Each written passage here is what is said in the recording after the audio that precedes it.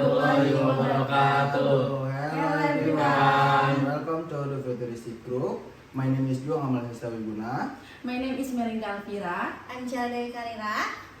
And Yogi Pratama. I am Faryama Saputra. In this video, we will for service and continues with culture, discussion of culture. Before we explain culture, let's do cheers first. English, how great you are. Easy to study tonight. I'm sure I can. Let's open this by reading basmalah. Bismillahirrahmanirrahim. Let's watch our explanation until the end.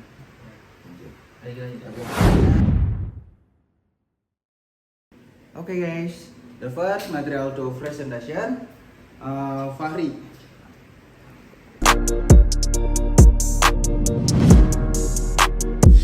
Hello, I am Faryama Saputra. I am from the Futuristic Group.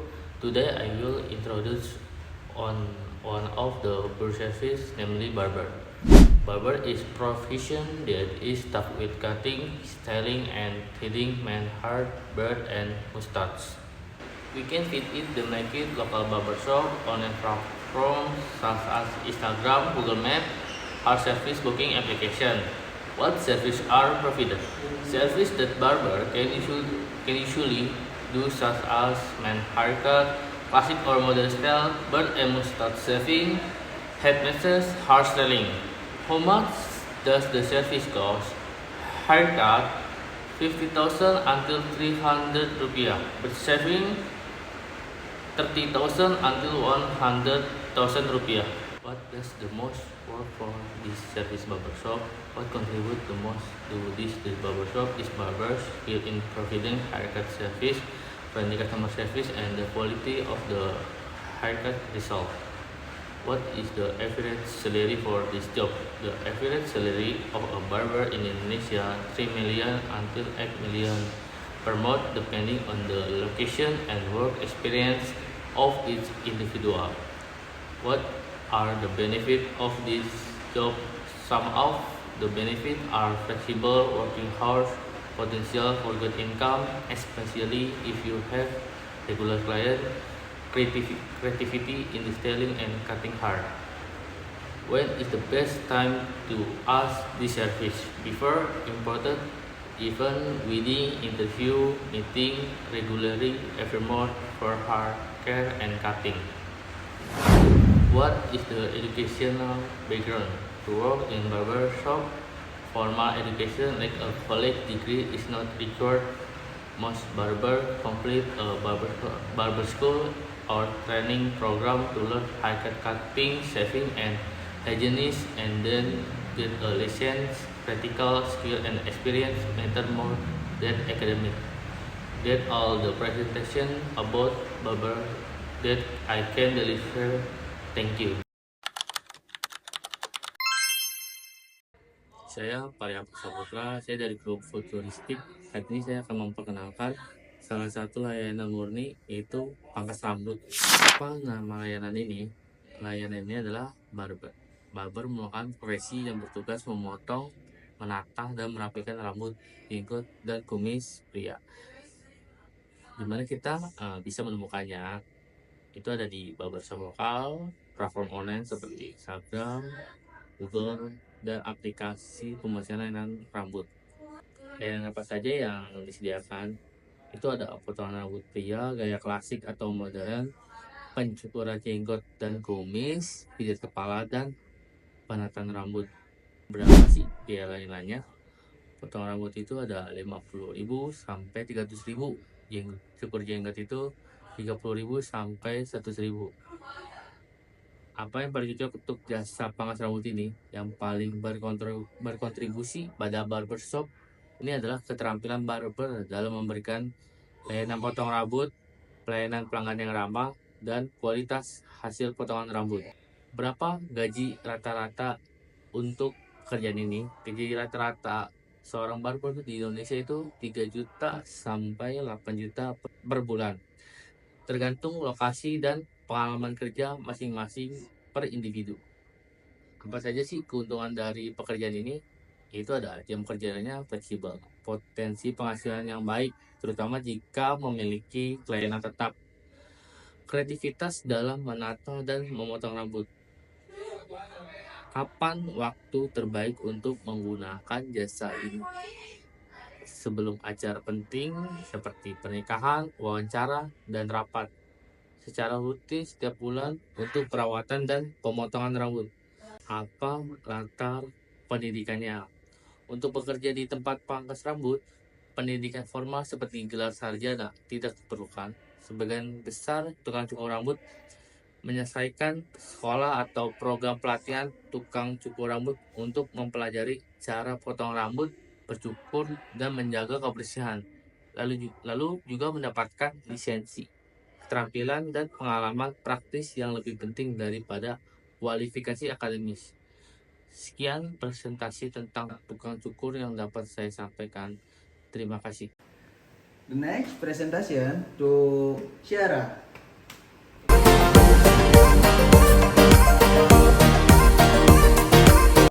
Hello everyone, I'm Syara Dewi Karira. Today I will be presenting about Naillist service. What is the name of the pure service? The pure service is Naillist. Naillist is one of the pure service needed when we want to design and decorate nails with various techniques, such as nail polish, sticker, and accessories. Where can we find it? If we need Naillist, we can find them at beauty salons, special nail art studios, and social media platforms. On beauty salon, provides various kinds of nail care service but still has nail art. And on special nail art studios, some nail art studios only focus on nail art and special design for customer. And social media platform, nail art service can be ordered online and done as a home service. What services are provided?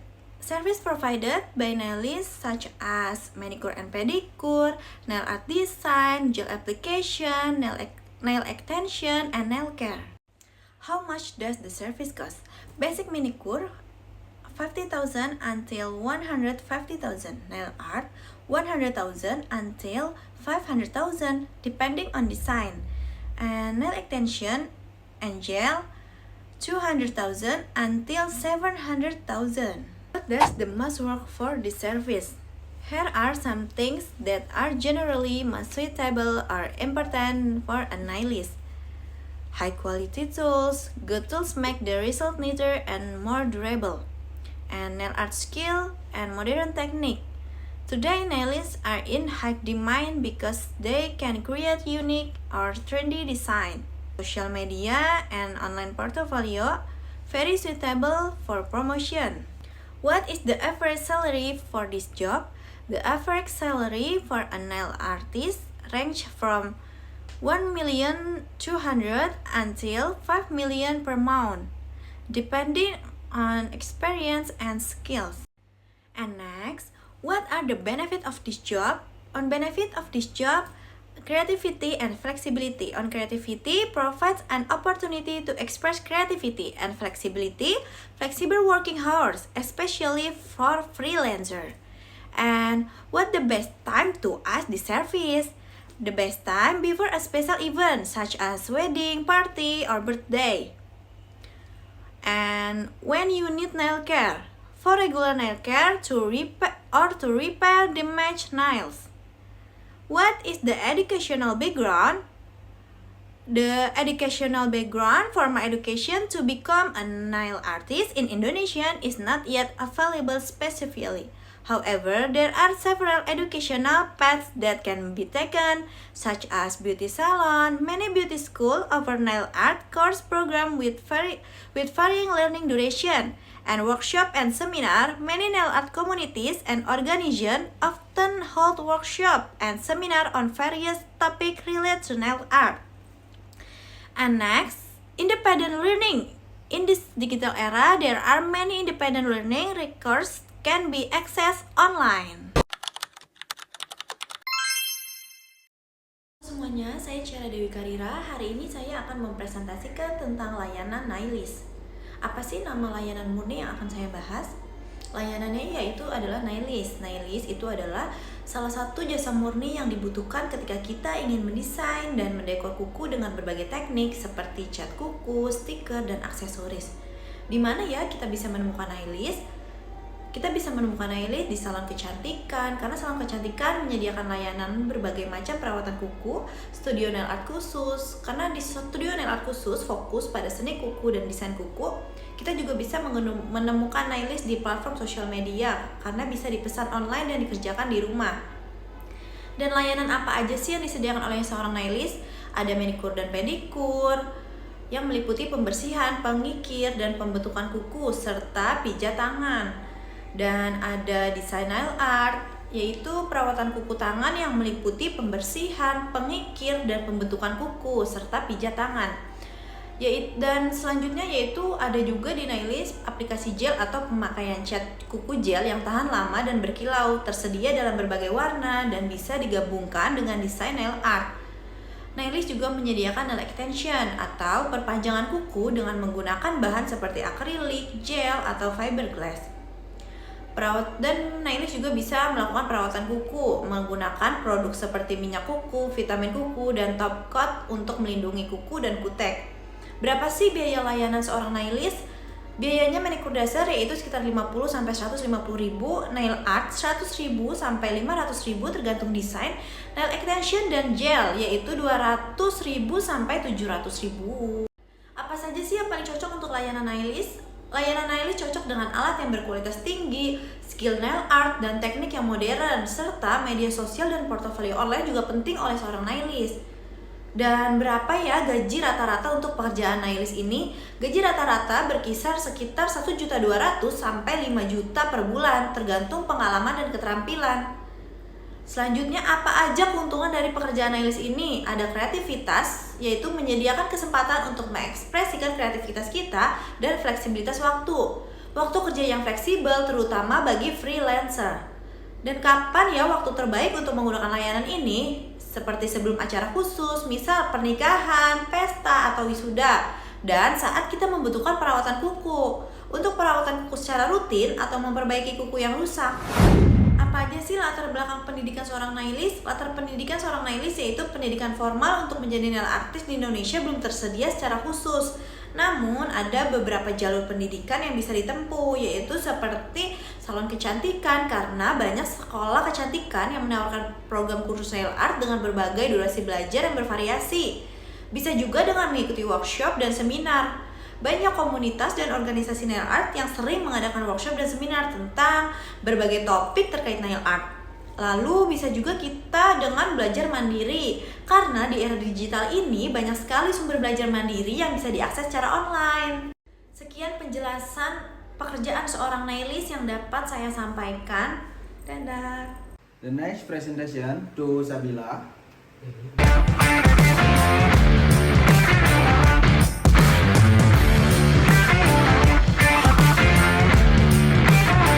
Hello everyone, my name is Sabila Rahmadani. So next, I would like to explain about pure service.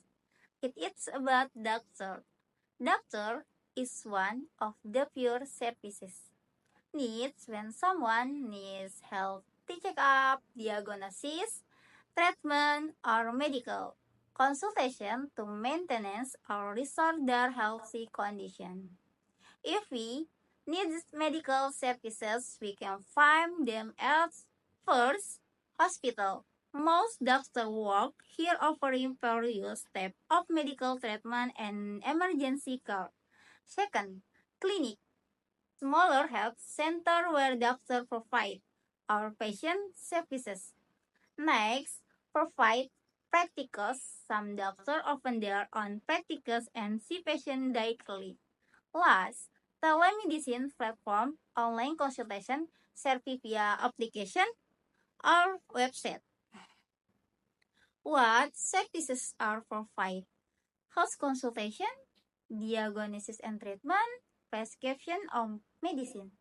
Preventative care, how much does the service cost? Consultation fees vary depending on the facility and doctor specialization, start from 50,000 rupiah until 500,000 rupiah. Who does the most work for this service? High quality medical equipment, medical skill and modern techniques, professional reputation, and online presence. What is the average salary for this job? In Indonesia, start from 6 million rupiah until 20 million rupiah, depending on the expression, specialty, and split of work. What are the benefits of this job? First, social impacts helps people recover and improve their health. Second, respect and stars. Doctors are among the most respected professions. Next is consultation training. Medical knowledge keeps evolving, offering lifelong learning. What is the best time to use this service? When feeling unwell, routine check-up, emergency station. What is the educational background? A bachelor degree, medical school, internship and residency training, optional, fellowship for specialist fields.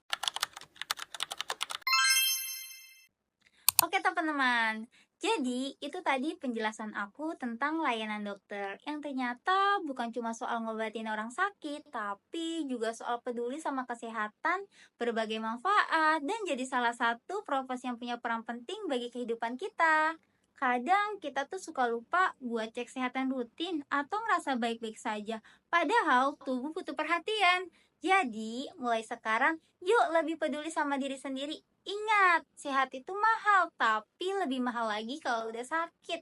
Makanya, jangan tunggu sakit dulu, baru ke dokter, karena pencegahan selalu lebih baik daripada pengobatan. Okay, the next to presentation to Melinda.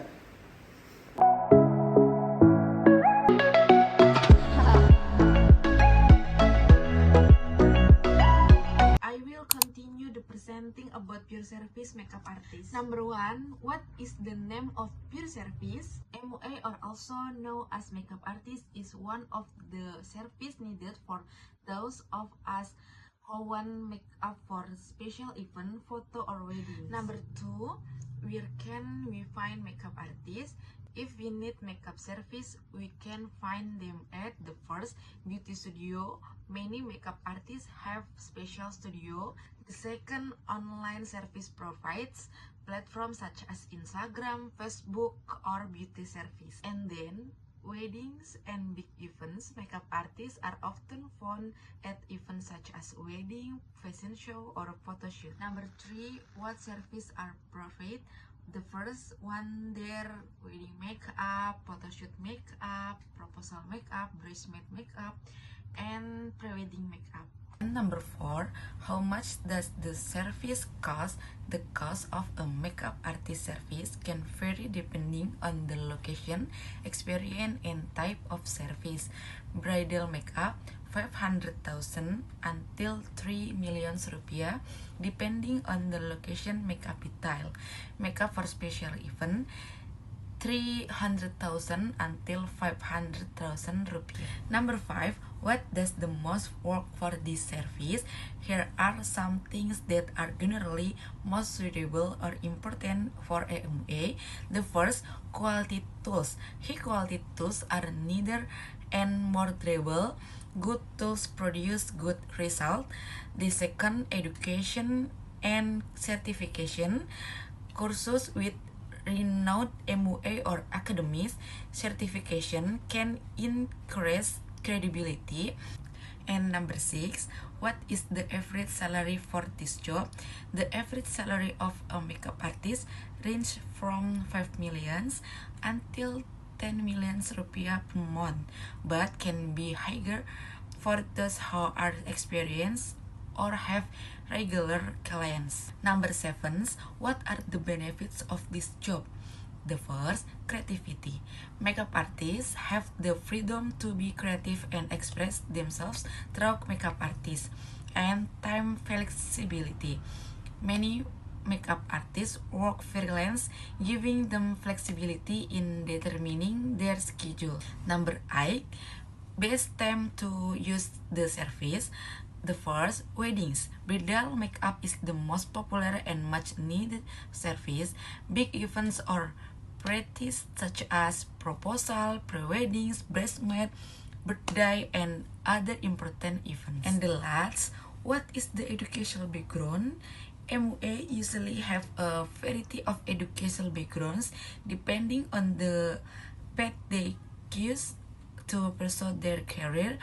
However, there are several education paths that can be taken, such as the first, beauty school. Many professional MUA study at special beauty school or makeup academies. The second, makeup courses or workshop. Many MUA start their careers through short courses or workshop, both offline and online. And self-taught, some successful MUA learn independently through YouTube videos, social media, or personal training. That's all my presenting about pure service makeup artist. Next, it will be continued by my friends. Thank you. Bye. Jadi, apa sih nama layanan tersebut? MUA atau dikenal juga dengan sebutan makeup artist merupakan salah satu layanan yang dibutuhkan bagi kita yang menginginkan riasan untuk acara khusus, pemotretan, atau pernikahan. Jika kita membutuhkan layanan riasan, kita bisa menemukannya di studio kecantikan, penyedia layanan online, platform seperti Instagram, Facebook, atau aplikasi pemesanan layanan kecantikan.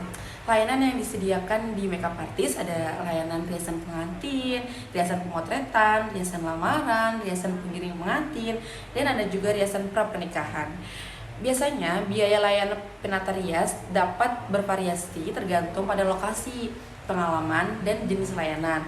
Nah, riasan pengantin biasanya kisaran di harga 500.000 sampai 3 juta rupiah, tergantung pada lokasi dan detail riasan. Riasan untuk acara khusus kisaran di 300.000 sampai 500.000 rupiah aja. Nah, umumnya paling cocok atau paling penting untuk seorang MUA adalah alat yang berkualitas. Alat yang berkualitas lebih rapi dan tahan lama. Alat yang bagus akan menghasilkan hasil yang bagus juga. Dan yang kedua ada pendidikan atau sertifikasi, kursus dengan MUA atau akademi ternama. Selanjutnya ada sertifikasi dapat meningkatkan kredibilitas. Nah, pasti banyak yang tanya, berapa sih gaji rata-rata untuk pekerjaan seorang rias? Gaji rata-rata seorang perias berkisar antara 5 juta sampai 10 juta per bulan.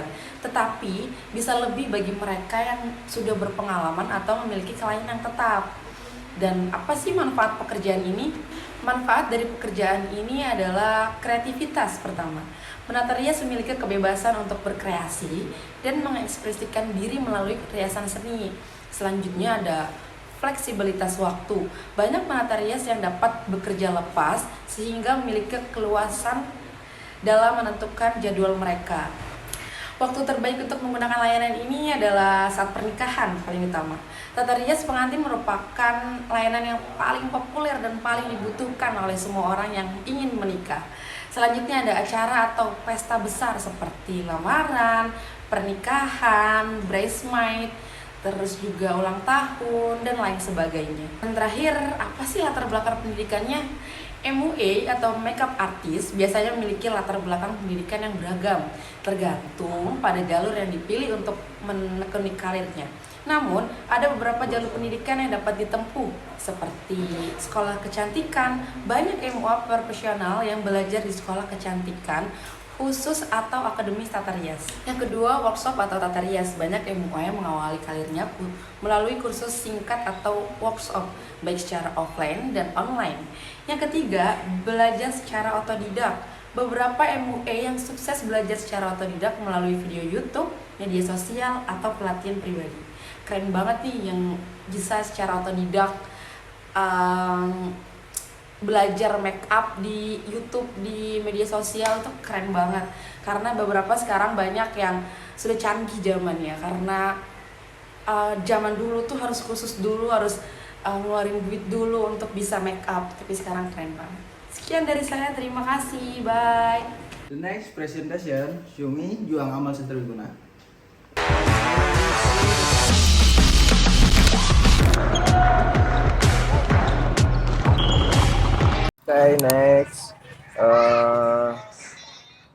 first service of a coach. A coach is someone who is in charge of physically and mentally preparing sportsmen and a group of athletes. Most most of the coaches are former athletes coach coordinate tactics, strategies, physical training, and provide moral support to athletes. Where we find it, we can find in school or on the field sport fields such as basketball, futsal, badminton, and others. What service and are provided? Training leaders who want to become sportsmen. What is the average salary of this job? The average salary of a coach depends on the success of the beginner to become a sportsman and usually costs around to 5 million and to 5 million to 2 million 500 to 5 million excluding bonus. Okay, what are the benefits of this work? An outline for the day is the player who is training faces a board because he sometimes invited to follow and train abroad the player. When is a good time to use the service? When in the field, when in the field with the morning clock switch of a switch. Thank you.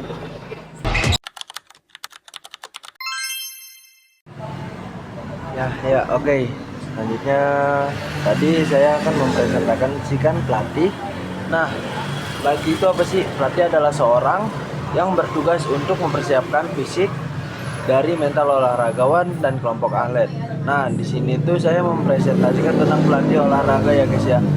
Selanjutnya sebagian besar dari pelatih juga dia adalah seorang mantan atlet dari olahragawannya. Oke, pelatih juga mengatur taktik, strategi, latihan fisik, dan memberikan dukungan moral kepada atlet-atlet yang ingin berjuang. Oke, selanjutnya di mana kita akan menemukannya?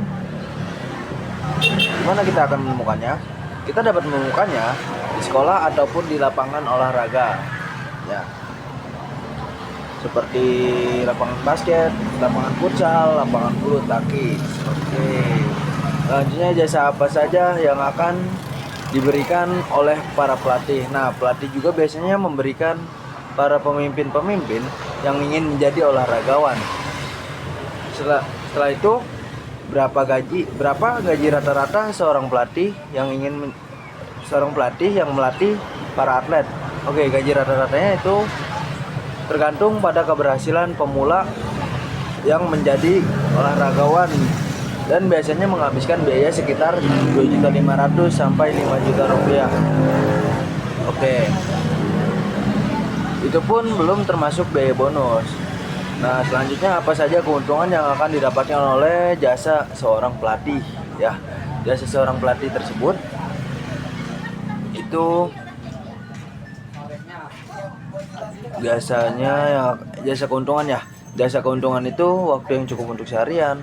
Jika pemain yang sedang latihan rantau ke luar negeri, pelatih terkadang diundang untuk mengikuti pelatih pemain di luar negeri. Kapan waktu yang tepat untuk digunakan jasa ini? Waktu yang tepat itu ketika di lapangan ataupun di lapangan olahraga dengan jam pagi yaitu jam 6 pagi dan jam sorenya itu bisa dari jam 4 sampai jam 6 sore. Terima kasih. The next presentation to Yogi.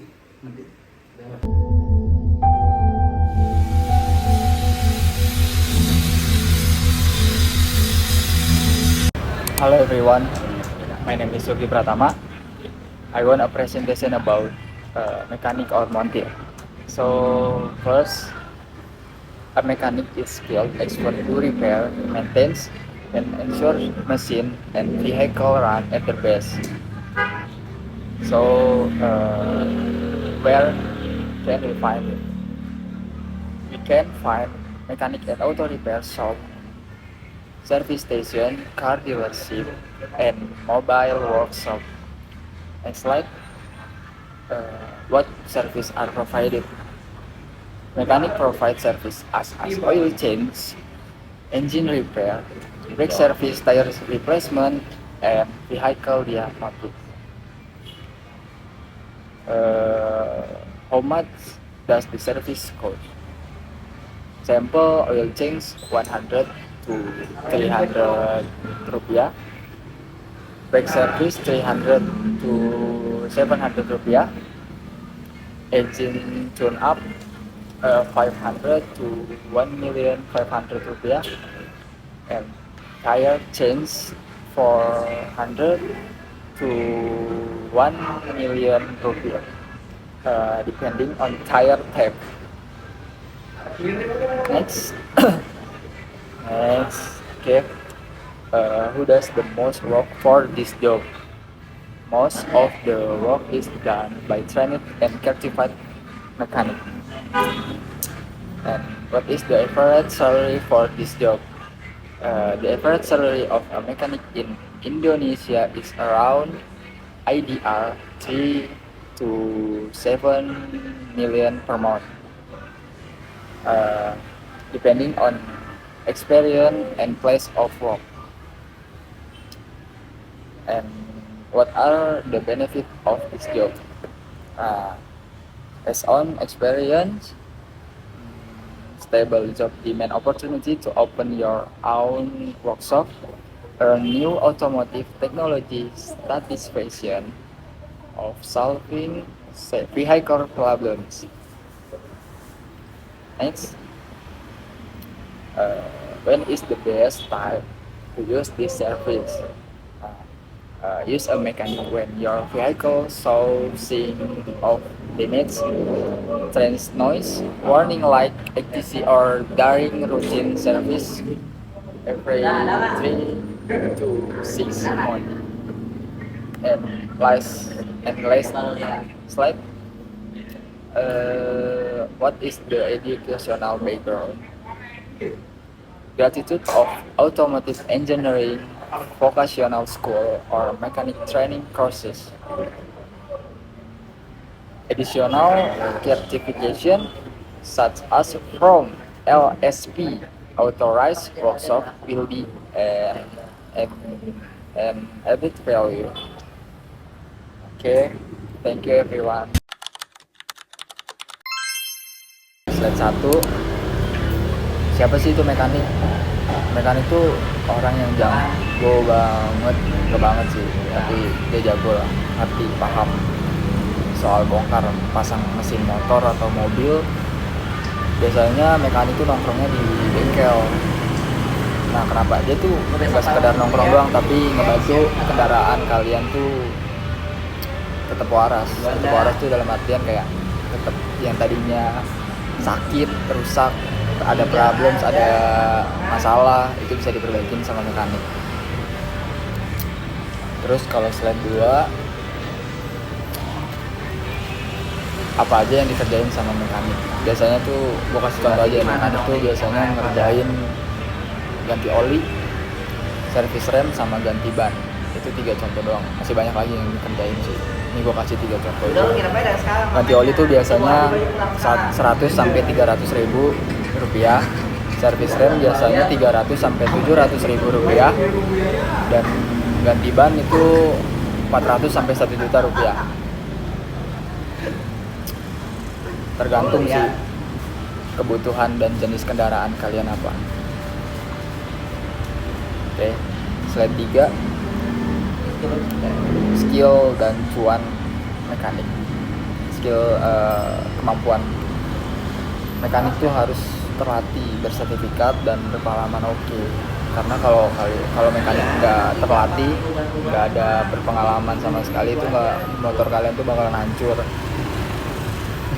Bukannya bener, tapi malah hancur. Terus kalau soal gaji, biasanya mekanik tuh gajinya tuh 3 sampai 7 bulan. 3 sampai 7 juta per bulan biasanya. Nah, kalau mekaniknya udah jago, udah pro, itu biasanya bisa lebih, terus bisa buka bengkel sendiri juga. buat slide 4, kapan sih harus ke bengkel? Kalian tuh kita nih yang punya kendaraan kapan harus ke bengkel? Pokoknya jangan nunggu kendaraan kalian tuh rusak. Kita harus ke bengkel tuh minimal 1 sampai 3 bulan lah servis. Jangan ke bengkel pas muncul suara aneh, lampu nyala terus servis. Pokoknya kalian tuh harus servis rutin 3 sampai 6 bulan. 1 sampai 3 bulan lah minimal. Oke. Terus untuk slide 5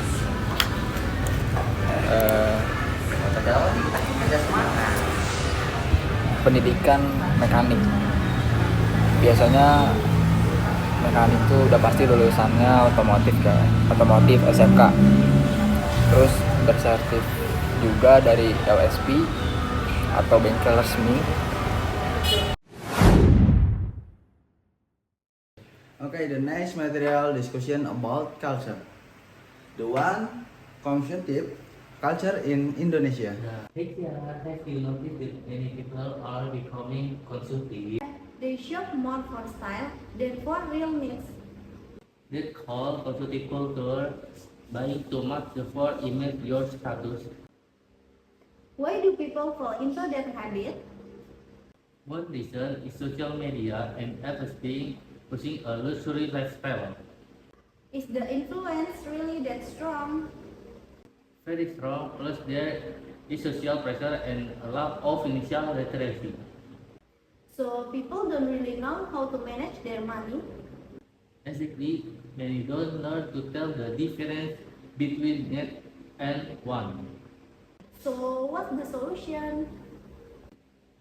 First, teach financial education early. Second, promote simple lifestyle. Third, limit consumerism in the media.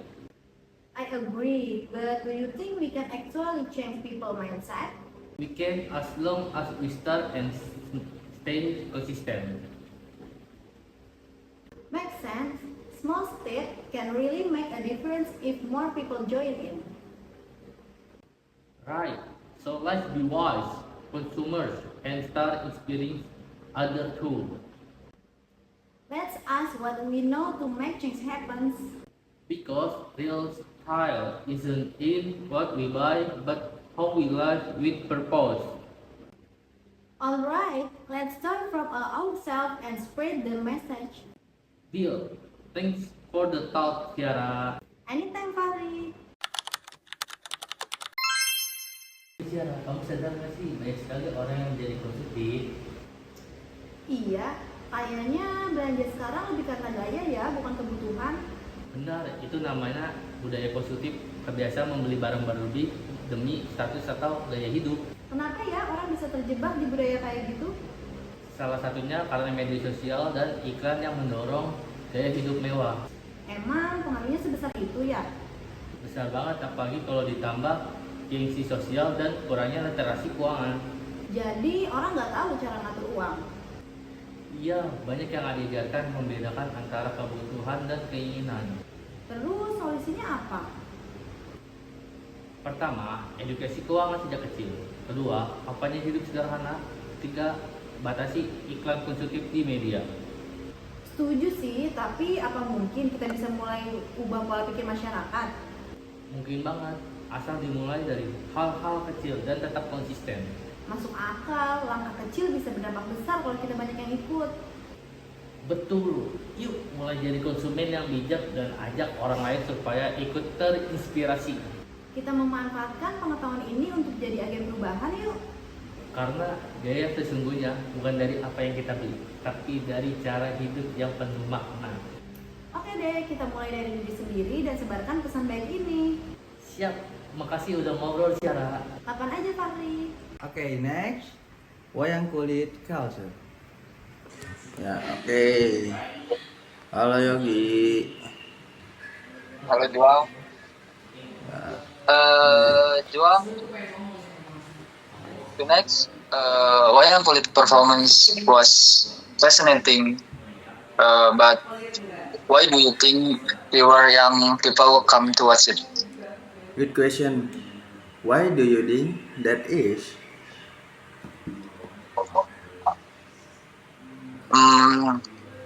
First, young people prefer fast-paced entertainment movies, video games, short video. Wayang kulit feels too slow for them. True, tonight's show was almost 6 hours. Could that be part of the issue too? Actually, the late night format doesn't fit modern lifestyle. Is it also about awareness? Do you people even know about wayang kulit?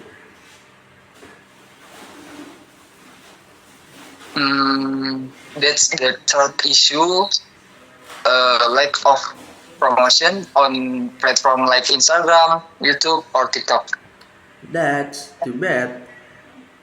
What can we do to make it more appealing? Shorter performance for festival or school, include it in school curricula, and promote it creatively on social media. Great idea. What traditional artists support that? Some may resist, but many will see the need to adopt and preserve the art. We call them. I know some people in school arts program. Perfect. Let's start by talking to tonight Dalang. Okay, Okay, thank thank you you, Yogi. Halo Yogi. Halo Joang, pertunjukan wayang kulit tadi malam keren banget ya. Tapi kenapa ya makin sedikit anak muda yang nonton? Itu pertanyaan bagus. Yogi, aku juga memperhatikan hal itu. Menurutmu kenapa bisa begitu ya? Kalau menurut aku sih, pertama anak muda sekarang lebih suka hiburan yang cepat, kayak film, game, video pendek. Sepertinya kalau wayang kulit itu terasa lambat dan kuno bagi mereka. Ya juga, tadi malam saja pertunjukannya hampir 6 jam. Menurutmu itu juga salah satu masalahnya? Iya, nah format tradisional itu kurang cocok untuk gaya hidup zaman sekarang. Benar, aku juga penasaran apakah karena kurang informasi ya? Maksudku, apakah anak muda zaman sekarang masih tahu tentang wayang kulit? Oh, tepat. Soalnya tuh jarang dipromosikan di platform seperti Instagram, YouTube, ataupun TikTok. Sayang sekali ya. Menurutmu apa yang bisa dilakukan supaya wayang kulit ini lebih menarik? Bisa dibuat versi singkat untuk festival atau acara sekolah. Nah, terus dimasukkan juga ke pelajaran di sekolah dan dipromosikan kreatif lewat media, sosial media. Menurut aku sih gitu. Ide yang bagus tuh. Menurutmu para seniman tradisional mau nggak ya melakukan perubahan seperti itu? Mungkin ada yang ragu, tapi banyak kok yang pasti mau kalau tujuannya melestarikan seni. Betul juga sih. Mungkin kita bisa ikut membantu menyebarkan informasi. Aku kenal beberapa orang yang mengelola program seni di sekolah. Mungkin mereka tertarik. Wah, keren tuh. Yuk mulai ngobrol sama Dalang yang tadi malam. Oh bener Yogi, yuk kita pikirkan bagaimana bisa terlibat. Mungkin kita bisa mulai dengan ngobrol sama Dalang yang tampil tadi malam. Yuk. Yuk, kita lakukan. 5. Declining awareness of local culture. Do you know what local culture? I know local culture is a culture that comes from our region, such as region language, traditional dance, traditional clothing, and typical food. But I notice now, fewer and fewer young people care about local culture. Yes, even though culture is very important for national identity. In your opinion, why is that? One of the reasons is globalization. Foreign culture is more easily accessible and more popular. Yes, everyone is now more familiar with Korean dramas than their own folklore. Plus, local culture is rarely shown in the media, so not many people know about it. Then, sometimes it is considered old fashion, not cool for young people. That's right. Even though it's packaged creatively, local culture can be interesting too. So, where should we start so that it can be improved? I think from education first. School can teach more about local culture. And teachers must also be able to make their lesson interesting, not just theory. In addition, young people can also create creative content about culture like video, music, or fashion. Agreed. If it is packaged in a modern way, many will be interested. The point is, we ourselves must be proud of our culture first. Yes, if you don't press it, who else? That's right. Thank you, Ciara. Welcome. Ciara, kamu tahu nggak sih apa itu budaya lokal? Tahu sih, budaya lokal itu budaya yang berasal dari daerah kita sendiri, kayak bahasa daerah, tarian tradisional, pakaian adat, dan makanan khas. Tapi aku perhatiin sekarang makin sedikit anak muda yang peduli budaya lokal. Iya, padahal budaya lokal itu penting banget tahu buat jati diri bangsa. Menurut kamu, kenapa ya bisa kayak gitu? Salah satunya karena globalisasi, budaya luar lebih mudah diakses dan lebih populer. Iya, semua orang sekarang lebih kenal drama Korea daripada cerita rakyat sendiri. Ditambah lagi, budaya lokal jarang ditampilkan di media, jadi nggak banyak yang tahu. Terus, kadang dianggap kuno, nggak keren buat anak muda. Betul, padahal kalau dikemas dengan kreatif, budaya lokal bisa menarik juga loh. Jadi, harus mulai dari mana ya biar bisa diperbaiki? Menurutku dari pendidikan dulu, sekolah bisa lebih banyak ajarkan budaya lokal. Dan guru juga harus bisa bikin pelajaran yang menarik, nggak cuma teori. Selain itu, anak muda juga bisa bikin konten kreatif tentang budaya, kayak video, musik, atau fashion. Setuju, kalau dikemas modern pasti banyak yang tertarik. Intinya sih kita sendiri harus bangga dulu sama budaya kita. Iya, kalau bukan kita yang lestarikan, siapa lagi? Betul banget, terima kasih ya Ciara. Sama-sama. 3. MSMA Culture. Hey Yogi, halo. Good night. Halo Juang.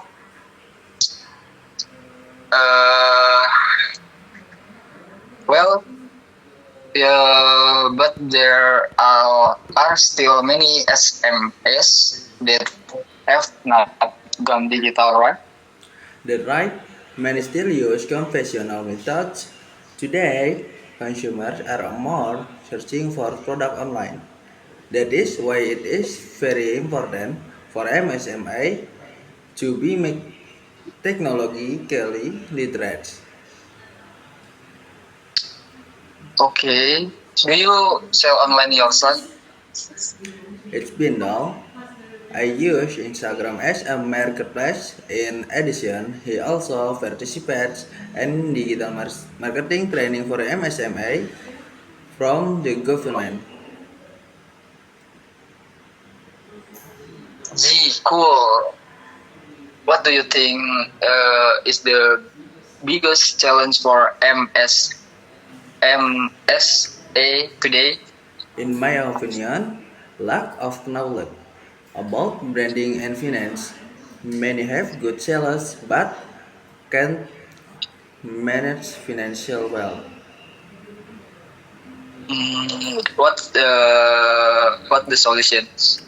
It needs support from various parties. The government can providing training that the campus can collaborate to help the surround MSMI and business operators must also be willing to continue learning. Okay, agreed very much. Hopefully, most MSMAs will take classes. Amin. As more MSI develop, the local economy is also. Thank you. Okay, thank you, Juang. Gi. Selamat malam, Gi. Halo Juang. Juang. Aku dengar kamu sekarang punya usaha sendiri ya? Wah, keren banget tuh. Bisa cerita sedikit? Halo Yogi, iya, aku baru jalanin usaha keripik singkong pedas. Baru sekitar 8 bulan ini. Misalnya dari iseng, ternyata laku juga. Wah, mantap. Emang sekarang budaya UMKM di Indonesia lagi berkembang pesat ya? Berkembang pesat banget Yogi. Apalagi sejak pandemi banyak orang yang mulai usaha sendiri. UMKM jadi salah satu penggerak ekonomi utama. Iya sih, tapi masih banyak UMKM yang belum go digital ya. Betul. Banyak yang masih pakai cara konvensional, padahal sekarang konsumen lebih banyak cari produk lewat online. Makanya penting banget bagi UMKM melek teknologi nih. Kalau kamu sendiri udah jualan online? Sudah dong, aku pakai Instagram sama Marketplace. Selain itu juga ikut pelatihan digital marketing buat UMKM dari pemerintah.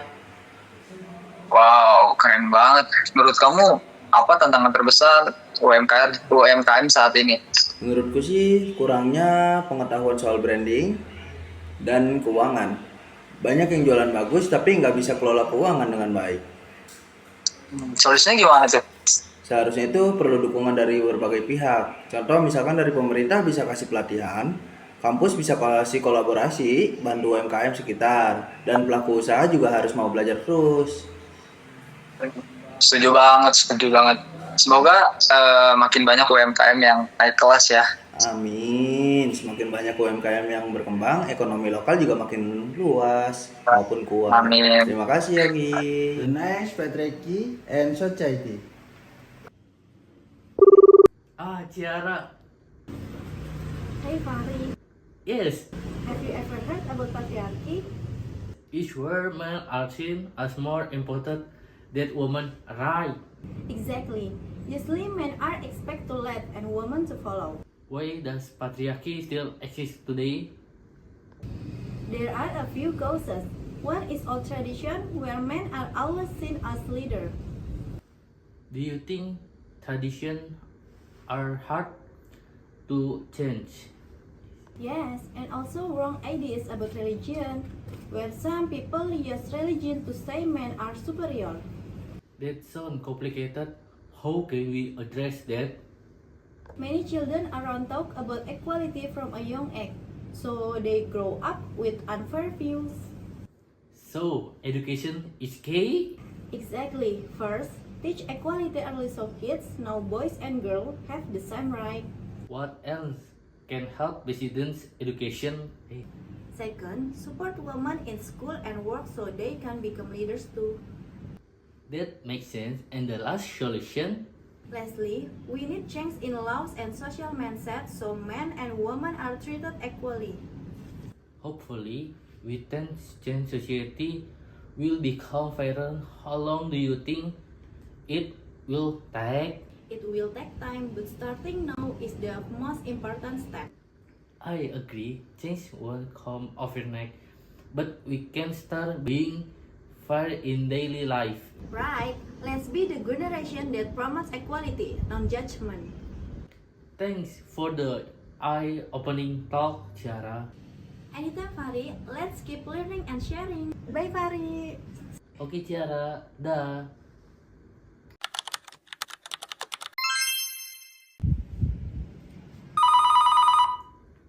Hai Fahri, Iya, Ciara. kamu pernah dengar nggak sih tentang patriarki? Itu budaya yang menganggap laki-laki lebih penting daripada perempuan, kan? Betul, biasanya laki-laki diharapkan memimpin dan perempuan mengikuti. Kenapa patriarki masih ada sampai sekarang? Ada beberapa penyebab, salah satunya tradisi lama yang selalu melihat laki-laki sebagai pemimpin. Menurutmu tradisi itu susah diubah ya? Iya, selain itu ada juga pemahaman agama yang salah, di mana beberapa orang menggunakan agama untuk bilang laki-laki lebih unggul. Wah, itu masalah yang rumit. Bagaimana cara mengatasinya? Banyak anak tidak diajarkan tentang kesetaraan sejak kecil, jadi mereka tumbuh dengan pandangan yang tidak adil. Jadi, pendidikan itu penting ya? Betul sekali. Pertama, ajarkan kesetaraan sejak dini agar anak tahu laki-laki dan perempuan punya hak yang sama. Selain pendidikan, apalagi sih yang bisa membantu? Kedua, dukung perempuan untuk sekolah dan bekerja supaya jadi pemimpin juga. Itu masuk akal. Lalu apa solusi terakhir? Terakhir, kita perlu ubah aturan dan pola pikir masyarakat agar laki-laki dan perempuan diperlakukan dengan setara. Semoga dengan perubahan itu masyarakat jadi lebih Adil, menurutmu berapa lama sih prosesnya? Memang butuh waktu, tapi yang penting kita mulai sekarang. Setuju, perubahan memang nggak instan, tapi kita bisa memulai dengan adil di kehidupan sehari-hari. Betul, yuk jadi generasi yang dukung kesetaraan, bukan menghakimi. Makasih udah ngobrol yang membuka pikiran Ciara. Kapan aja Fahri, yuk terus belajar dan berbagi. Bye Fahri. Oke Ciara, dah. And then last, seniority culture. Thank you. Hello Bill, I want to ask you something. Why is the seniority culture still so strong in Indonesia? Well, it is because since we were kids, we have been taught to always obey and respect older people male. So, when we grow up, that habit stay with us everywhere, at school, campus, and even at work, it still feels the same. Yeah, you're right. I often see juniors who are too afraid to speak up, share ideas because they're worried it'll be considered employee. Exactly. The thing is, good ideas don't always come from those who have been around the longest. Sometimes new people might have different point of view, but because of the habit of feeling hesitant, many people choose to stay silent. Actually, if we dare to speak up, it could be the start of a good change. That's such a shame. Three make these cool ideas out there that end up being kept to themselves. That's why I think we need to start getting used to having over conversation. Sharing opinions with that fair as long as we stay polite, and seniority should also be more open to listening. If everyone respect each other, the environment will surely be better and develop. Totally agree, Bill. Let's start with ourselves. Be brave to speak, brave to listen, so this active seniority culture can slowly fade away. Exactly. Let's be the inspiration for our surrounding, so our generation won't just be known for being smart, but also for being brave to speak up and for respecting one another. Hopefully more people will realize and will willing to change, because if it's not us who start it, then who will? That's right, Bill. Thank you ya, Bill. Bye. You're welcome. Bye, Melinda. Halo Bill, aku ingin tanya deh, kenapa ya Indonesia budaya senioritas masih sangat kuat? Wah, itu karena dari kecil kita dibiasakan buat selalu nurut dan hormat sama yang lebih tua, Mel. Jadinya pas sudah besar, kebiasaan itu kebawa kemana-mana. Di sekolah, kampus, sampai tempat kerja pun masih kerasa. Iya juga ya, aku sering lihat junior yang takut ngomong atau kasih ide, soalnya takut dibilang gak sopan. Nah, padahal ide bagus itu nggak selalu datang dari yang sudah lama di situ, tapi bisa aja dari anak yang baru yang mungkin punya cara pandang yang berbeda. Tapi karena kebiasaan sungkan itu, banyak yang milih diam. Padahal kalau kita berani bicara, bisa aja itu jadi awal perubahan yang baik. Yang banget ya kalau kayak gitu, bisa aja ada ide keren yang akhirnya cuma dipendem. Makanya menurutku kita perlu mulai biasain ngobrol bareng, kasih pendapat tanpa takut, asal tetap sopan. Dan senior juga harus lebih terbuka buat dengerin.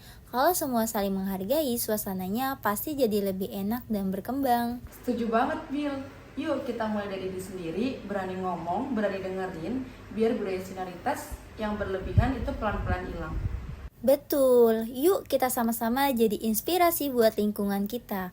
Biar generasi kita dikenal cuma bukan karena pintar, tapi juga karena berani bersuara dan saling menghargai. Harapannya sih makin banyak yang sadar dan mau berubah, karena kalau bukan kita yang mulai, siapa lagi? Betul banget tuh, makasih ya Bill. Dah. Sama-sama, selamat tinggal Melinda. Thank you for watching.